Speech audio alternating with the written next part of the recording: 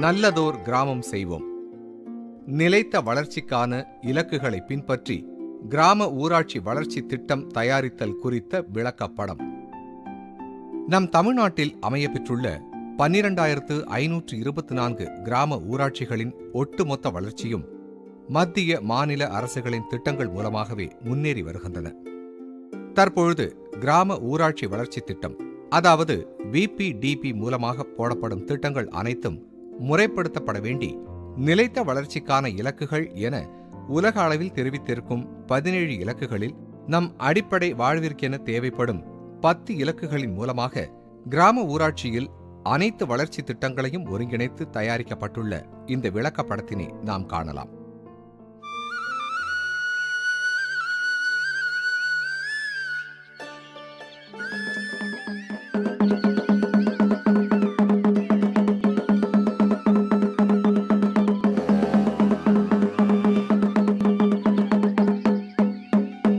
வர்ற ஞாயிற்றுக்கிழமை நம்ம கிராமத்தோட முன்னேற்றம் குறித்து சிறப்பு கிராம கூட்டம் கூட போகுது. அது சமயம் ஊர் பொதுமக்கள் எல்லாம் தவறாம கலந்துக்கணும்னு ஊராட்சி சார்பா கேட்டுக்கிறேங்க. ஏன் சுவாமி, போன மாசம் தானே தண்டோரை போட்டு கூட்டம் போட்டாங்க, அறிக்கை தாக்கல் பண்ணி நாமெல்லாம் கையெழுத்து போட்டோம். ஆமா, அப்புறம் என்னத்துக்கு இன்னொரு வாட்டி தண்டோரை போடுறாங்க, இன்னொரு கூட்டம் கூட்டணுங்கிறாங்க? ஏன் பாலு? போனாதான் தெரியும்ண்ணா. புதுசா வந்துக்கிற தலைவரமா ஏதோ சொல்ல போறாங்க போல இருக்குது. கூட்டத்துக்கு போனா தெரிய போகுது. இந்த சிறப்பு கிராம கூட்டத்திற்கு வருகை தந்திருக்கும் வட்டார வளர்ச்சி அலுவலரையும் துணை வட்டார வளர்ச்சி அலுவலரையும் நமது பள்ளிக்கூட தலைமை ஆசிரியர் அவர்களையும் ஏனைய அரசு அலுவலர்களையும் தன்னார்வலர்களையும் மற்றும் பொதுமக்களாகிய உங்களையும் வருக வருக என வரவேற்கிறேன். இன்னைக்கு இந்த சிறப்பு கிராம கூட்டம் எதுக்கு கூடியிருக்கு தெரியுமா? கிராமத்து மக்களாகிய உங்களுடைய பரிந்துரைகளை ஏற்று இனிமே தயாரிக்கப்பட உள்ள கிராம வளர்ச்சி திட்டத்துல முன்னுரிமை அடிப்படையில செய்து முடிப்பதற்கான பணிகளை நிலைத்த வளர்ச்சிக்கான 17 இலக்குகள்னு நிர்ணயிச்சிருக்காங்க. அந்த இலக்குகள்ல நம்ம கிராமத்துக்கு ஏத்த 10 இலக்குகளை நாம இப்ப பார்க்க போறோம். நம்ம கிராமத்து சூழ்நிலைக்கு ஏத்த மாதிரி ஒவ்வொரு இலக்குகளுக்கும் அதற்குண்டான குறிக்கோள்களை நிர்ணயிச்சு செயல்பட்டோம்னா நம்ம கிராமம் எல்லா வசதிகளையும் பெற்ற ஒரு தன்னிறைவு கிராமமா மாறிடும். அது விஷயமா பிடிஓவும் டெப்டி பிடிஓவும் இன்னும் விளக்கமா உங்ககிட்ட சொல்லுவாங்க. அவங்க சொல்றத கவனமா கேட்டு அதன்படி நாம எல்லாரும் ஒன்னா சேர்ந்து செயல்படணும்னு உங்க எல்லார்கிட்டையும் நான் கேட்டுக்கிறேன். சரிங்க தலைவரம்மா, நம்ம கிராமத்திலையும் தன்னார்வலர்கள் மூலமா கிராம வளர்ச்சி திட்டத்துக்கான அறிக்கையை தாக்கல் பண்ணிட்டோம். இதுக்கப்புறமும் நாம என்னங்க பண்ணணும்? சொல்றேங்க, அதுக்கு தானே வந்திருக்கோம். இதுதான் அரசாணையில தெரிவிக்கப்பட்ட வழிமுறைகளின்படி நீங்களே உங்க கிராம தன்னார்வலர்கிட்ட தெரிவிச்சிருந்த தேவைகளின் அடிப்படையில உங்க கிராமத்துக்குன்னு என்னென்ன பணிகள் செய்யணும்னு இறுதியா கொடுத்த கிராம வளர்ச்சி திட்ட அறிக்கையோட நகல் தான் இது. இப்ப இனிமே வரப்போற வருஷத்துக்கான கிராம வளர்ச்சி திட்ட அறிக்கை தயார் செய்யும் போது நிலைத்த வளர்ச்சிக்கான இலக்குகளின் அடிப்படையிலே தான் நாம திட்டத்தை தயாரிக்க போறோம். ஒரு சில இலக்குகள் ஒரு மாசத்துல முடியலாம், ஒரு சில இலக்குகளுக்கு பல மாதங்கள் கூட ஆகலாம், இன்னும் சில இலக்குகளுக்கு வருஷம் கூட ஆகலாம். சரிங்களா? இந்த நிலைத்த வளர்ச்சிக்கான இலக்குகள்ல முதல் இலக்கு வறுமையை போக்குறது, இரண்டாவது இலக்கு பசிய போக்குறது. அதாவது இந்த கிராமத்துல இருக்கிற எந்த குடும்பமுமே வறுமையால பாதிப்படையாம பொருளாதாரத்துல மேம்படுறத குறிக்கோளா கொண்டிருக்கு. மொத்தத்துல ஒரு ஊராட்சிய வறுமை இல்லாத ஊராட்சியா மாத்தணுங்கிறது தான் இந்த இலக்கோட குறிக்கோள். இப்ப நம்ம பிடிஓ மேடம் இன்னும் விளக்கமா சொல்லுவாங்க. எல்லாருக்கும் வணக்கம். இந்த நிலைத்த வளர்ச்சிக்கான இலக்குகளை பொதுமக்களாகிய உங்களுக்கு தெளிவா விளக்குறதுக்காகத்தான் இந்த கிராம சிறப்பு கூட்டத்தை இங்க கூட்டியிருக்கோம். நான் உங்க எல்லார்கிட்டையும் ஒண்ணு கேக்குறேன். வறுமைன்னு சொல்றாங்க இல்லையா, அந்த வறுமைன்னா என்னங்க? கையில காசு பணம் இல்லாம இருக்கிறது தானே வறுமை. அம்மா, 4 இடத்துக்கு வர நல்ல துணிமணி இல்லாதனாலமா வறுமை. மேடம், காலையில எழுந்ததும் பொண்டாட்டி பிள்ளைங்களுக்கு இன்னைக்கு எப்படி வயிறார சாப்பாடு போட போறோம்னு தெரியாம ஆம்பளைங்க முழிக்கிறோமே, அதுதான் மேடம் வறுமை. கரெக்ட், நீங்க சொன்னதெல்லாம் சரிதான். அப்படி பாதிக்கப்பட்டவங்க யாராவது இருக்காங்களா? இதோ இங்க இருக்காங்க மேடம். இவர் எப்படி பாதிக்கப்பட்டிருக்காருன்னு உங்களால சொல்ல முடியுமா? அது வந்து மேடம்,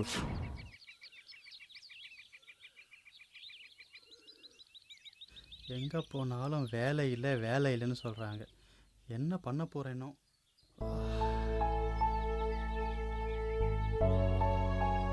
புள்ள, கொஞ்சம் தண்ணி கொண்டு வா புள்ள.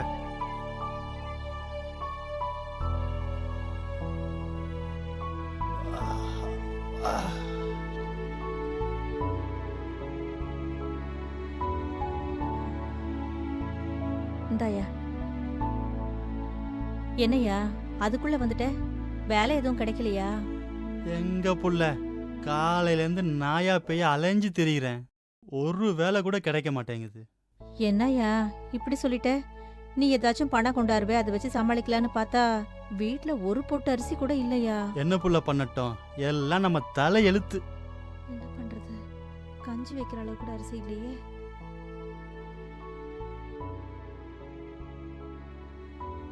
ஏம்பா ராமு, வேலை இல்லை வேலை இல்லைன்னு சொல்லிக்கிட்டு இருந்தா போதுமா? அதை தேடி நாம தான் போகணும். அதை விட்டுட்டு வருமான்னு புலம்பிட்டு வீட்டிலே இருந்தா அந்த வறுமை நம்மளை விட்டு போயிடுமா என்ன? நம்மள மாதிரி கிராமங்களில் வாழற ஜனங்களோட வறுமையை போக்குறதுல 100 நாள் வேலை தான் கண்கண்டா தெய்வமா இருக்குல்ல. அதுக்குன்னு வேற அடையாளட்டெல்லாம் வாங்கி வீட்டில் வச்சிருக்கீங்களா? அந்த வேலைக்காவது நீயும் மனையும் போய் வரலாம்ல. நானும் பல தடவை சொல்லிட்டேன், நீங்க காதுலே வாங்க மாட்டேங்கிறீங்களே. அது மட்டுமா, அரசாங்கத்துல நம்மள மாதிரி கஷ்டப்படுற மக்களுக்கு எத்தனையோ வேலைகளுக்கு திறன் வளர்ப்பு பயிற்சி கொடுக்குறாங்க. அதுல ஏதாவது ஒரு பயிற்சிக்கு நீ போய் வரலாமே. ஆமா, உனக்கு என்ன வேலை தெரியறாமு? நான் என்னென்ன பட்ட படிப்பை படிச்சிருக்கேன், வெறும் 10ஆம் கிளாஸ் ஃபெயிலுன்னு. காடு காலனின்னு வேலைக்கு போயிட்டு இருந்தேன். மழை இல்லாம இப்ப அந்த கூலி வேலையும் இல்லாம போயிடுச்சு. ஆமா, ஏதாவது பற்ற வேலை அல்லது மெக்கானிக் வேலைக்கு போலாம்ல. கொஞ்சம் கூட கைத்தொழில் தெரியாதுன்னு. அதுக்குதான் நம்ம ஊரக வாழ்வாதார இயக்கத்துல தொழிற்பயிற்சி கொடுக்குறாங்க. பயிற்சி கொடுக்கறது மட்டும் இல்ல, வேலையும் அவங்களே வாங்கி கொடுக்குறாங்க. அதுல சேர்ந்து கத்துக்கிட்டா எங்க போனாலும் நமக்கு வேலை உறுதிங்கிறேன். சரியா தான் சொல்லியிருக்கீங்க. இந்த ராமுவோட குடும்பம் உண்மையிலேயே வறுமையால பாதிக்கப்பட்டிருக்கு அப்படிங்கிறது நல்லா தெரிய வருது. அதே மாதிரி இந்த கிராமத்துல இவங்கள மாதிரியே வறுமையாலும் பசி பட்டினியாலும் பாதிக்கப்பட்டிருக்கிற குடும்பங்களை வறுமையின் பிடியிலிருந்து மீட்டெடுத்து அவங்களையும் பொருளாதாரத்துல மேம்பட செய்யணும். நாம இதை முதல் இலக்கா எடுத்து செயல்படுத்தணும். செயல்படலாமா? வறுமை ஒழிப்பு மற்றும் பட்டினியில்லா நிலை, இதில் விவசாய உற்பத்தியும் அடங்கும். இந்த 2 இலக்குகளையும் அடிப்படையாக கொண்டு 100 நாள் வேலை திட்டத்தில் வேலைவாய்ப்பு அளித்தல், மகளிர் சுய உதவிக் குழுவில் உறுப்பினராக்கி தொழில் புரிவது மற்றும் குடும்பத்திற்கு சிறிய அளவில் கடனுதவி அளிப்பது, திறன் வளர்ப்பு பயிற்சியில் ஓட்டுநர் பயிற்சி, லேத் பட்டறை பயிற்சி, 2 சக்கர மற்றும் 4 சக்கர வாகன மெக்கானிக் பயிற்சி, தையல் பயிற்சி, அலங்கார நகைகள் செய்யும் பயிற்சி, கம்ப்யூட்டர் பயிற்சி, மேலும் DAY NRLM, DDU GKY, PDS, Deendayal Upadhyaya கிராம ஜோதி Yojana, NMSA, RKVY, PMKSY, NSDP மற்றும் மத்திய மாநில அரசுகளின் பிற தொடர்புடைய திட்டங்களையும் இந்த இலக்குடன் ஒருங்கிணைப்பது ஆகியனவாகும். பஞ்சாயத்து செக்ரட்டரி, நம்ம ஊராட்சியில இருக்கிற மொத்த குடும்பங்கள் எத்தனை? அதுல வறுமையின் பிடியில சிக்கி இருக்கிற குடும்பங்கள் எத்தனை? தலைவரம்மா, மொத்த குடும்பங்கள் 510. அதுல வறுமை கோட்டுக்கு கீழே இருக்கிறது மட்டும் 170. அப்ப முதல்ல அந்த 170 குடும்ப உறுப்பினர்களுக்கு ஏத்த மாதிரி அரசாங்கம் கொடுக்கிற திறன் வளர்ப்பு பயிற்சியில சேர வச்சு அந்த குடும்பங்களை முன்னேற வச்சிடணும். அதுக்கு கால நிர்ணயமா 6 மாசத்துல இருந்து 1 வருஷம் அப்படின்னு நாமளே நிர்ணயிச்சிடலாம். நீங்க எல்லாரும் என்ன சொல்றீங்க? அப்படியே நிர்ணயிச்சிடலாமா? சரி, நாம பார்த்த முதல் இலக்கு வறுமை ஒழிப்பு. 2வது இலக்கு எல்லாருக்கும் பசி இல்லாத நிலைமையை ஏற்படுத்துறது. இது 2க்கும் காலத்தை நிர்ணயம் பண்ணிட்டோம். அடுத்த இலக்குக்கு போலாமா? நலவாழ்வு, அதாவது அனைவருக்கும் நோய் நொடி இல்லாத நலவாழ்வு. இத பத்தி இங்க வந்திருக்கிற நம்ம VHN சொல்லுவாங்க. நலவாழ்வை பத்தி சொல்லணும்னா இங்க இருக்கிற மக்கள் கிட்ட அத பத்தின விழிப்புணர்வு கொஞ்சம் தான் இருக்குது. ஆனா அதை இன்னும் கொஞ்சம் மேம்படுத்தி கடைபிடிச்சா நல்லா இருக்கும். இப்போ சமீப காலமா சின்ன பிள்ளைங்களுக்கு காய்ச்சல் வந்துகிட்டு இருக்கு. சில குழந்தைங்களுக்கு வயிற்று போக்கு கூட இருக்குது. இதுக்கு காரணம் சரியான மருத்துவம் பாத்துக்கிறது இல்ல. நீங்களா மருந்து கடைக்கு போய் மருந்து வாங்கி சாப்பிடுறீங்க. பொதுவா நீங்க ஊர்ல யாருமே சத்தான உணவு சாப்பிடுறது இல்ல. அப்புறம் குழந்தைங்க பாதிக்கப்படுறாங்க, பெரியவங்க பாதிக்கப்படுறாங்கன்னா எப்படிங்க? அதுக்கு நாங்க என்ன பண்றது? நாங்க சுத்தபத்தமா இல்லங்கறீங்களா? இல்ல, நான் அப்படி சொல்லலங்க. இன்னும் கொஞ்சம் விழிப்பா இருந்தா ஆரோக்கியமா இருப்பீங்கன்னு தான் சொல்ல வரேன். நலவாழ்வு. இந்த இலக்கின் அடிப்படையில் NHM, JSY, NSSK, ICDS, RSBY போன்ற திட்டங்கள் மூலமாக பிறப்பை பதிவு செய்வது, தடுப்பூசி போட்டு மருத்துவ பரிசோதனை செய்து கொள்வது, முதலமைச்சர் காப்பீடு திட்டத்தில் சேர்வது, பிரசவ காலத்தில் முறையான மருத்துவ வசதியை அளிப்பது, பிரசவமானது 100% மருத்துவமனையில்தான் என்று உறுதி செய்வது போன்றவைகள் அனைத்தையும் கிராம ஊராட்சியில் வாழும் மக்கள் செய்துள்ளனரா என்பதை உறுதிப்படுத்திக் கொள்ள வேண்டும். மேலும் மத்திய மாநில அரசுகளின் பிற தொடர்புடைய திட்டங்களையும் இந்த இலக்குடன் ஒருங்கிணைப்பது ஆகியனவாகும். இப்ப பார்த்த இந்த 5 விஷயங்கள்ல நம்ம ஊராட்சி எதுல பின்தங்கி இருக்குன்னு பார்த்து அந்த விஷயங்களை 1 மாசத்துக்குள்ள நம்ம சரி செய்யணும். நமக்கு உடம்புக்கு ஏதாவது வந்துருச்சுன்னா உடனடியா நம்ம ஊர்ல இருக்கிற அரசு ஆரம்ப சுகாதார நிலையத்துல இருக்கிற டாக்டர் கிட்ட போய் நாம உடம்ப பரிசோதிச்சுக்குவோம். என்ன சரிதானே? சரிதாம்மா. அதே மாதிரி இந்த இலக்குக்கும் காலத்தை நிர்ணயிச்சா நல்லது. அதுக்கு என்ன, நிர்ணயிச்சுட்டா போச்சு. என்ன 2 மாசத்துல இந்த இலக்கு அடைஞ்சிடலாமா? போதும்மா, போதும். அதுக்குள்ள நம்ம ஊர்ல ஆரோக்கியத்தை பத்தின தெளிவு எல்லாருக்கும் வந்துரும். தலைவர் சொன்னதெல்லாம் உங்களுக்கு விளங்கிடுச்சுங்களா? அடுத்த இலக்குக்கு போலாமா? மேடம், இந்த இலக்குகள்லயே மிக முக்கியமானது தரமான கல்விங்கிற இந்த இலக்கு தான். இத பத்தி அங்கன்வாடி டீச்சரும் தலைமை ஆசிரியரும் உங்க எல்லாருக்கும் விளக்கி சொல்வாங்க. இந்த இலக்கோட நோக்கம் அனைவருக்கும் தரமான கல்வியை வழங்கணும் அப்படிங்கிறது தான். இந்த நாட்டுல பிறக்கிற ஒவ்வொரு குழந்தைக்கும் அடிப்படை கல்விய கண்டிப்பா கொடுத்தே ஆகணும். அதுக்காக தான் நம்ம அரசாங்கம் சின்னஞ்சிறு குழந்தைங்களுக்காக நடத்திட்டு வர அங்கன்வாடி மையத்துல மற்ற திட்டங்கள்ல இருந்து நிதிகளை பெற்று தனியாருக்கு நிகரா நவீனப்படுத்தி இருக்கிறது மட்டும் இல்லாம குழந்தைங்களோட கல்விக்கு தேவைப்படுற செயல்திறன் கற்றல் உபகரணங்களை வாங்கி அவங்களையும் கல்வி கற்க செய்யறோம். இதன் மூலமா அந்த சின்ன வயசுலயே பள்ளிக்கூடம் போகணுங்கிற எண்ணத்தையும் சின்ன குழந்தைங்க கிட்ட ஏற்படுத்திட்டு வரோம். அதே மாதிரி பள்ளிக்கூடத்துக்கு போயிட்டு இருக்க எல்லா குழந்தைங்களும் இடையில நிக்காம மேல் படிப்பு படிக்கிறத நாம தான் உறுதி செய்யணும். உதாரணத்துக்கு இங்க தெய்வானன்னு யாராவது இருக்காங்களா? ஐயா, இங்க இருக்கேன். நீங்க உங்க பசங்க 2 பேரையும் 8ஆவதுக்கு அப்புறம் படிக்க அனுப்பலையாம்மா? வேலைக்கு ஏதாவது அனுப்புறீங்களா? ஐயோ, அப்படிலாம் இல்லைங்கய்யா. நான் எவ்வளோ தூரம் சொல்லி பார்த்துட்டேன்.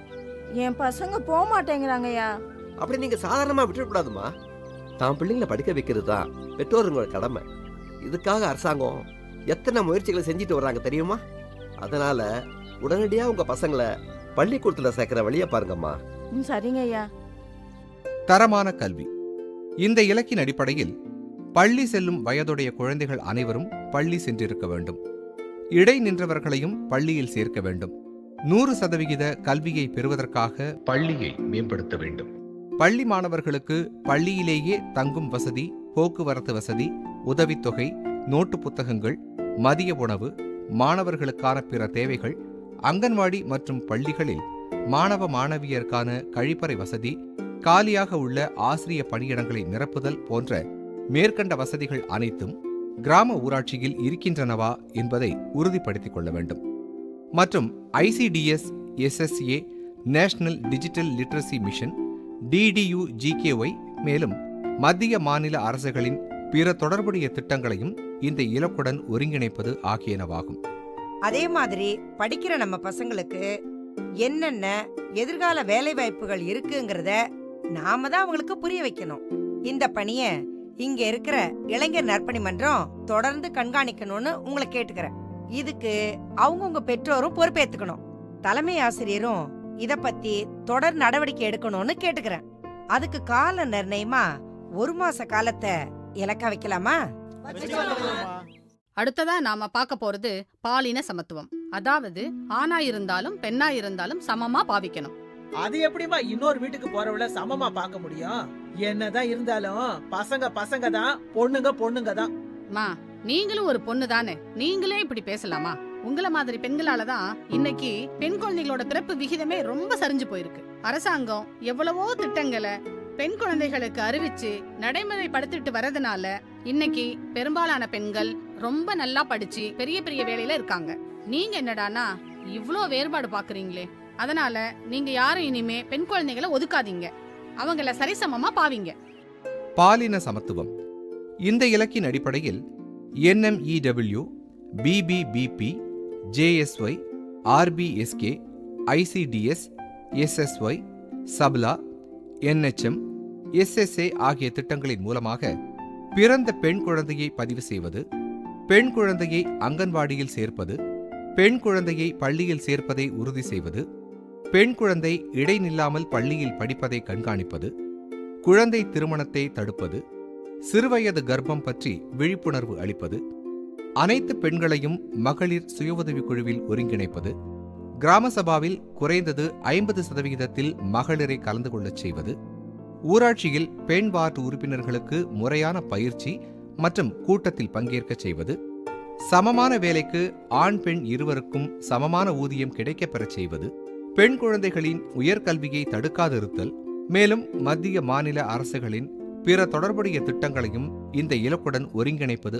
ஆகியனவாகும். என்னம்மா, பெண் குழந்தைகளை பாதுகாக்க நம்ம அரசாங்கம் எவ்வளவு பாடுபடுதுன்னு இப்போ உங்களுக்கு புரிஞ்சுதா? புரிஞ்சுதுங்கம்மா. அப்ப பாலின சமத்துவங்கிற இலக்க நம்ம கிராமத்துல செயல்படுத்துறதுக்கு எவ்வளவு காலத்தை நிர்ணயிக்கலாம்? தலைவரம்மா, இந்த இலக்க பொறுத்த வரைக்கும் நம்ம ஊர் பொம்பளைங்க ஒத்துக்கிட்டாலும் ஆம்பளைங்க சில பேர் ஒத்துக்க மாட்டாங்களே. அதனால இதுக்கு கொஞ்சம் காலம் பிடிக்குமா.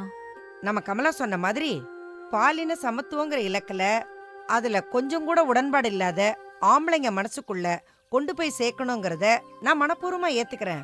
இருந்தாலும் 1 வருஷ காலத்திலேயே இந்த இலக்கை அடைஞ்சிடலான்னு நான் நினைக்கிறேன். என்ன சரியா? சரிங்க தலைவரே. பிடிஓ மேடம், பொதுவா எங்க கிராமத்துல வீட்டு தேவைக்கு உண்டான பாதுகாப்பான குடிநீரும் விவசாயத்துக்கு உண்டான தண்ணியும் தான் பெரிய பிரச்சனையாவே இருக்கு. ஆனா நீங்க சொல்ற இலக்குகள்ல எங்க கிராமத்துல இருக்கிற ஜனத்தொகைக்கு ஏத்த மாதிரி தண்ணி வசதிக்குன்னு ஏதாவது இலக்கு இருக்கா? சொல்றேங்க.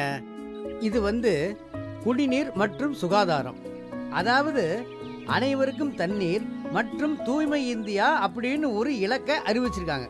இதுல குடிக்கிற தண்ணியில இருந்து விவசாயத்துக்கு தேவைப்படுற தண்ணீர் வரைக்கும் பாதுகாத்து சேமிக்கணும்னு சொல்லியிருக்காங்க. நாம என்ன பண்ணணும்னா கிராமத்தை சுத்தி நிறைய மரங்களை நடணும். ஒன்றியத்துக்கு உட்பட்ட நம்ம ஏரிய குடிமராமத்து பணி மூலமா தூர்வாரி கரையை பலப்படுத்தி பெய்கிற மழை தண்ணி அதிலேயே தங்கி எல்லா காலத்துக்கும் நமக்கு பயன்படுற மாதிரி நாம பாதுகாத்துக்கணும். சரிங்களா? என்ன ராமசாமி, என்ன நீங்க கேட்டதுக்கு பதில் கிடைச்சிருச்சா? ஆமா தலைவரம்மா. சரி, அப்ப முதல்ல நம்ம கிராமம் முழுமைக்கும் பாதுகாப்பான குடித்தண்ணீர் கிடைக்கணும்னா பழுதடைஞ்சு கிடக்கிற மேல்நிலை தொட்டியை சீரமைச்சு பூமிக்கு அடியில போற பெரிய குழாய்களை புதுப்பிக்கணும். அப்புறம் தெருவில் அமைஞ்சிருக்கிற தண்ணீர் குழாய்கள் எல்லாத்தையும் சீரமைக்கணும். இதுக்கு நாம ஒரு கால எல்லையை நிர்ணயம் பண்ணிக்குவோம். ஆமா தலைவரம்மா. அப்ப சொல்லுங்க, குடிநீர் பணிக்கு எவ்வளவு காலம் நிர்ணயம் பண்ணலாம்? தூர்வாரத்துக்கு நாம எவ்வளவு காலம் எடுத்துக்கலாம்? தலைவரம்மா, தூர் வர்றத மழை காலத்துக்குள்ள அப்படின்னு நிர்ணயம் பண்ணிக்கலாம். அதே மாதிரி குடி தண்ணிக்கு 3 மாசம்னு நிர்ணயம் பண்ணிக்கலாம். என்னங்க, நம்ம அசோகன சொல்றது சரிதானே? அப்படியே நிர்ணயிக்கலாமா? நிர்ணயிக்கலாமா? அப்புறம் குடிநீர் அப்படிங்கிற இலக்கோட சேர்ந்தது தான் சுகாதாரம், அதாவது தூய்மை இந்தியா. சரி, தூய்மை இந்தியா அப்படின்னா என்னன்னு யாராச்சும் சொல்ல முடியுமா? சார், நம்ம கிராமம் முழுக்க சுத்தமா இருக்கிறது தான் தூய்மை இந்தியா. எப்படின்னு விளக்கம் சொல்ல முடியுமா? அது சார், அது என்னன்னா, சரி நானே சொல்லிடுறேன். நம்ம கிராமம் முழுவதும் சுத்தமா இருக்கணும்னா நாம என்ன பண்ணணும்? நாம நம்மோட வீட்டையும் சுற்றுப்புறத்தையும் தூய்மையா வச்சுக்கணும். அப்புறம் நம்ம ஊர் சுத்தமா இருக்கணுங்கிறதுக்காகவே பணிபுரிகின்ற தூய்மை காவலர்கள்கிட்ட நம்ம வீட்டுல சேர்ற குப்பைகளை மக்கும் குப்பை, மக்காத குப்பைன்னு பிரிச்சு கொடுக்கணும். அதே மாதிரி வீட்டுக்கு வீடு தனிநபர் இல்ல கழிப்பறையை கட்டி பயன்படுத்த சொல்றோம். ஆனா இன்னும் யாரும் முழுசா பயன்படுத்த மாட்டேங்கிறீங்க. திறந்த வெளியில மலம் கழிக்கிறதுனால குழந்தைகள்ல இருந்து பெரியவங்க வரைக்கும் ஏகப்பட்ட வியாதிகளுக்கு உள்ளாகிறீங்க. ஆனா அப்பவும் கேட்க மாட்டேங்கிறீங்க. அதனால இன்னையிலிருந்து தனிநபர் இல்ல கழிப்பறையில தான் மலம் கழிப்பேன்னு ஒரு முடிவு எடுங்க. அப்படி தனிநபர் கழிப்பறை இல்லாதவங்க கழிப்பறை கட்டுற வரைக்கும் ஊர்ல நல்ல நிலைமையில செயல்பட்டுக்கிட்டு இருக்கிற ஆண்கள் மகளிர் சுகாதார வளாகங்களை பயன்படுத்திங்க. அதே மாதிரி பாத்திரம் கழுவுறது, குளிக்கிறது, துணி துவைக்கிறது, இந்த மூணையும் நம்ம வீட்டுக்கு வெளியிலேயே புழங்குறதுனால வெளியேறுற தண்ணி நம்ம வீட்டை சுற்றி தான் நிற்கிது. இதன் மூலமா கொசுக்கள் உற்பத்தியாகி வியாதிகளை பரப்புறதுக்கு வழி செய்யுது. இதை தவிர்க்கிறதுக்காக நம்ம அரசாங்கம் 100 நாள் வேலை திட்டம் மூலமா 7000 ரூபா மதிப்பீட்டில் 4 அடிக்கு 3 அடி அளவுல ஒரு மேடையும் 3 அடி ஆழத்தில் ஒரு சோக்பிட்டும் அமைச்சு தர்றாங்க. அதுக்கப்புறம் அந்த மேடையில தான் நாம குளிக்கிறதையும் பாத்திரம் கழுவுறதையும் துணி துவைக்கிறதையும் செஞ்சுக்கணும். இப்படி ஒவ்வொருத்தரும் தன் சுத்தம் மற்றும் அவங்க வீட்டை சுத்தி இருக்கிற இடத்தையும் சுத்தமா தூய்மையா வச்சுக்கிட்டா இந்த கிராமம் சுத்தமும் சுகாதாரமுமா காட்சியளிக்கும். எங்க வீட்டையும் எங்க வீட்டு சுத்துப்புறத்தையும் இனிமேல் சுத்தமா வச்சிருப்பேன் கண்டிப்பா. குடிநீர் சுகாதாரம். இந்த இலக்கின் அடிப்படையில் MGNREGS, ARWSP, SBM, IWMP, NRDWP மற்றும் மத்திய மாநில அரசுகளின் பிற தொடர்புடைய திட்டங்களையும் இந்த இலக்குடன் ஒருங்கிணைப்பது ஆகியனவாகும். இந்த இலக்கின் மூலமாக ஒவ்வொரு குடும்பத்திற்கும் குழாயின் மூலம் குறைந்தபட்சம் 55 லிட்டர் பாதுகாப்பான குடிநீர் வழங்குவது, குடிநீர் தரத்தினை உறுதி செய்வது, திறந்த வெளியில் உள்ள கழிவுநீர் பாதையை சரி செய்து மூடுவது, அனைத்து வீடுகளுக்கும் கழிப்பறையை உறுதி செய்வது, விவசாயத்தில் நவீன முறையில் தண்ணீர் குறைவாக பயன்படுத்தும் தொழில்நுட்ப முறையில் பருவ காலத்திற்கேற்ற விவசாயம் செய்வது, புகையில்லா அடுப்பை உறுதி செய்வது போன்ற அனைத்து பணிகளும் கிராம ஊராட்சியில் வாழும் மக்களுக்கு கிடைக்க பெற்றுள்ளதா என்பதை உறுதிப்படுத்திக் கொள்ள வேண்டும். என்னங்க, இந்த இலக்கடைய எவ்வளவு காலம் நிர்ணயம் பண்ணலாம்? தலைவர் அம்மா, சுத்தமா இருந்தாதான் நோய்கள் அண்டாதுன்றது நம்ம எல்லாருக்குமே தெரியும். அதனால இந்த இலக்குல மக்கும் குப்பை மக்காத குப்பைன்னு பிரிச்சு கொட்டுறத உடனே அமல்படுத்தலாம். அதே மாதிரி சுத்துப்புறத்தை தூய்மையா வச்சுக்கிறதுக்கு 1 மாச காலத்தையும் கழிப்பறை கட்டி அதுல தான் மழை ஜலம் கழிக்கிறதுக்கு 3 மாச காலத்தையும் நிர்ணயம் பண்ணலாம் அப்படின்றது என்னுடைய கருத்து. அருமையா சொன்னீங்க மங்கம்மா. என்ன, நம்ம மங்கம்மா சொன்ன காலத்தையே குறிக்கோளா நிர்ணயிச்சுக்கலாமா? மேடம், அடுத்ததுக்கு போலாம். இந்த இலக்குகள்லயே மிக அத்தியாவசியமான இலக்கு மாற்று எரிசக்தி, அதாவது அனைவருக்கும் மின்சாரம். இப்ப நம்ம பகுதியில் இருக்கிற EBI ஆபீஸ்ல இருந்து இன்ஜினியர் வந்திருக்காரு, அவர் சொல்வாரு. நாங்க வர்ற வழியில உங்க கிராமத்துல சில கடைகள் வாசல்லையும் சில வீடுகள் முன்னாடியும் மின் விளக்குகள் எரிஞ்சுக்கிட்டே இருந்தது. இப்படி நாம பகல் நேரத்துல மின் விளக்குகளை வீணா எரிய விடுறதுனால எவ்வளவு மின்சாரம் தேவையில்லாம செலவாகுது தெரியுமா? மின்சார சேமிப்புங்கிறது மின்சார உற்பத்திக்கு சமம். நாம சேமிக்கிற மின்சாரம் தான் இன்னொருத்தருடைய தேவையை பூர்த்தி செய்துங்கிறத புரிஞ்சுக்கோங்க. அது மட்டும் இல்லாம குண்டு பல்புகளையும் CFL பல்புகளையும் LED பல்புகளா மாத்திருங்க. இதனால உங்களோட மின்சார தேவையும் ரொம்ப கம்மியாயிரும், உங்களோட கரண்ட் பில்லும் குறையும். அதே மாதிரி எல்லா வீடுகள்லையும் சூரிய மின்சக்தி பேனல்களை பொருத்தி சூரிய சக்தி மின்சாரத்தை பயன்படுத்துங்க. அது மட்டும் இல்லாம விவசாயத்துக்கான மோட்டார்களையும் சூரிய சக்தியில இயங்குற மோட்டார்களை பயன்படுத்துங்க. பாசன முறையிலையும் சொட்டு நீர் முறையை கடைபிடிங்க. மாற்று எரிசக்தி. இந்த இலக்கின் அடிப்படையில் DDU-GJY மற்றும் மத்திய மாநில அரசுகளின் மானியம் பெறக்கூடிய சூரிய மின்சக்தி, இயற்கை எரிவாயு, காற்றாலை மின்சக்தி போன்ற திட்டங்களை இந்த இலக்குடன் ஒருங்கிணைப்பது ஆகியனவாகும். அனைத்து வீடுகளிலும் மின் தேவையை சேமிக்க LED விளக்குகள், பயோகேஸ் டேங்க்ஸ் மற்றும் பல சாதனங்கள் வாங்க மானியம் பெற உதவுவது, அனைத்து மின் சாதனங்களிலும் ISO சான்றிதழ் இருப்பதை உறுதி செய்வது போன்ற அனைத்தும் கிராம ஊராட்சியில் அமைய பெற்றுள்ள குடியிருப்புகள், கடைகள் மற்றும் வேளாண் உற்பத்திக்கு அடைய பெற்றிருக்கிறதா என்பதை உறுதிப்படுத்திக் கொள்ள வேண்டும். நீங்களாம் என்ன சொல்றீங்க? இந்த இலக்கை நிறைவேற்றிக்கலாமா? ஒன்னும் சிரமம் இல்லையே. தலைவரம்மா, வீடுகளுக்கும் கடைகளுக்கும் நீங்க சொன்ன மாதிரி பல்புகளை வாங்கி மாத்திரத்துல எந்த பிரச்சனையுமே இல்ல. அத ஒரு வாரத்துல நிறைவேற்றலாம். ஆனா விவசாயத்துக்கு பயன்படுத்துற மின்சாரத்தையும் சூரிய சக்தி மூலமா நாம தான் தயாரிக்கணுங்கிறது கொஞ்சம் யோசிக்க வைக்குதம்மா. அதுக்கு எவ்வளவு செலவும் தெரியல தலைவரம்மா. இதுக்கு வேளாண் துறையில இருந்து அலுவலர் வந்திருக்காரு, அவரே உங்களுக்கு சொல்லுவாரு. நம்ம அரசாங்கம் நீர் மின்சாரம், அனல் மின்சாரம், அணு மின்சாரம், காற்றாலை மின்சாரம்னு பல வழிகளில் மின் உற்பத்தியை செஞ்சுக்கிட்டு இருந்தாலும் நம்மளை மாதிரி வளர்ற நாடுகளில் மின் தேவை நாளுக்கு நாள் அதிகரிச்சுக்கிட்டே தான் இருக்கு. அதனால தான் நம்ம நாட்டில் அபரிமிதமாக கிடைக்கிற சூரிய சக்தியை பயன்படுத்தி மின்சாரத்தை உற்பத்தி பண்றத அரசாங்கம் செயல்படுத்திக்கிட்டே வருது. அதனால விவசாயம் பண்ற எல்லாருமே சூரிய சக்தியை பயன்படுத்தி மின்சாரம் தயாரிக்கிறது அவசியம்னு புரிஞ்சுக்குங்க. எங்களுக்கு இப்ப புரியுது சார். ஆனா அதுக்கு எவ்வளவு செலவாகுமோ தெரியலையே. அத பத்தி அரசாங்கம் கூடிய விரைவிலேயே மானியம் எவ்வளவுன்னு அறிவிக்கும். அப்போ இந்த இலக்கடைய எவ்வளவு காலம் நிர்ணயம் பண்ணலாம்? 1 வருஷம் வச்சுக்கலாம் தலைவரம்மா. அடுத்த இலக்குக்கு போலாமா? மேடம். இது வேலை வாய்ப்பு மற்றும் பொருளாதார வளர்ச்சி. அப்படின்னா கிராம மக்கள் அனைவருக்கும் அதிகமான வேலை வாய்ப்பு ஏற்படுத்துவதன் மூலமா அவங்க கிராமத்துல பொருளாதாரத்தை மேம்படுத்தணும். நீங்க எல்லாரும் 100 நாள் வேலை திட்டத்துல அடையாள அட்டை வச்சிருக்கீங்க. அந்த வேலைக்கு தவறாம போங்க. பணித்தள பொறுப்பாளர் அளந்து கொடுக்கிற வேலைய குறைவில்லாம செய்யுங்க. அங்க உங்களுக்கே தெரியும், ஆண் பெண் வேதம் எல்லாம் கிடையாது. எல்லாருக்கும் சமமான கூலி தான் தராங்க. அது மட்டும் இல்லாம மகளிர் சுய உதவி குழுவுல உறுப்பினரா சேருங்க. உங்க குழுவுக்குள்ளேயே ஆளுக்கு கொஞ்சம் பணத்தை போட்டு ஒரு சிறு தொழில் நடத்தி தலை நிமிர்ந்து வாழுங்க. வேலை வாய்ப்பு, பொருளாதார வளர்ச்சி இந்த இலக்கின் அடிப்படையில் DAY NRLM, MGNREGS, DDU-GKY, ICPS, மேலும் மாநில அரசின் பிற நிதி பெற்ற திட்டங்களும் இளைஞர் நலன் திட்டங்களும் இதர துறைகளின் திட்டங்களும் இந்த இலக்குடன் ஒருங்கிணைக்கப்பட்டுள்ளன. எனக்கு தனிப்பட்ட முறையில இந்த இலக்க நம்ம கிராமத்துல நிறைவேற்றுறதுக்கு முழு சம்மதம்.